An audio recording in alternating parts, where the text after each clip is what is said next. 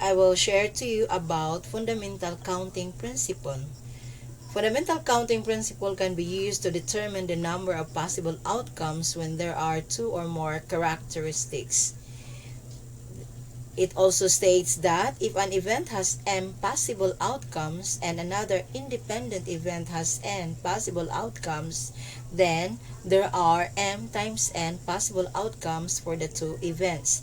This fundamental counting principle is very applicable in the field of mathematics, especially in the combinatorics, together with the permutation and the combination. For example, we have here, a student is to roll a die and flip a coin.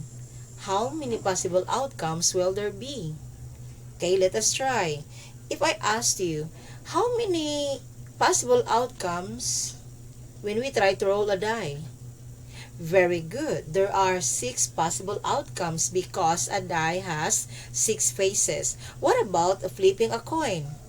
So in flipping a coin, there's also 2 possible outcomes because a coin has 2 faces.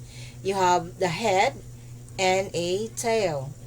So when we try to roll a die and flip a coin at the same time, so there are 12 possible outcomes. How do we get that? You have 1 head, then 2 head, 3 head, 4 head, 5 head, and then 6 head.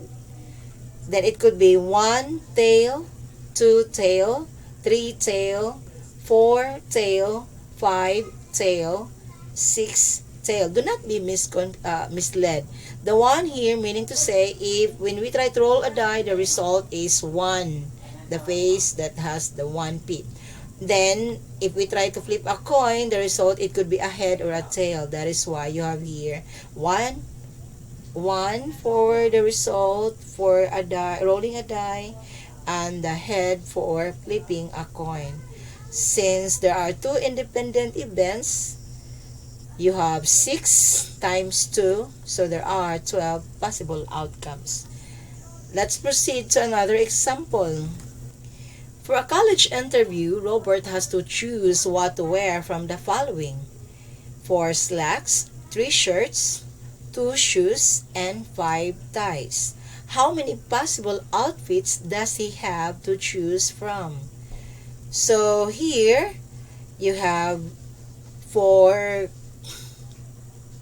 ways for the slacks, 3 ways for the shirts, 2 ways for the shoes, and 5 for the ties. If we try to multiply them, so there are 120 possible outfits. Then, aside from fundamental principle of counting, we can also have the permutation. A permutation is an arrangement of items in a particular order. Notice, order matters.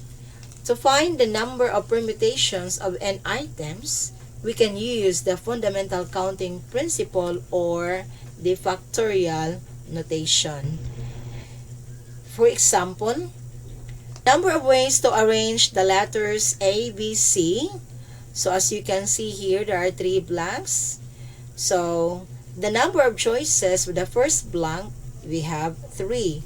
3 because there are 3 letters: A, letter B, and letter C. For the second blank, you have now 2 choices. 2 because 1 is already selected.